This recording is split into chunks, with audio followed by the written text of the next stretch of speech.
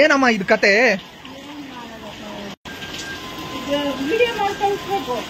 Madam ಇಲ್ವಾ?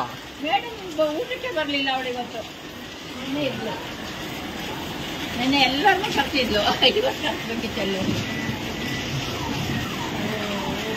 Sir ಈ ಕಡೆ ಬನ್ನಿ ಸರ್. ಬೇಡ ಹೋಗ್ಲಿ ನೀರು. ನೀನು ಅಲ್ಲಿ ಜಾಸ್ತಿ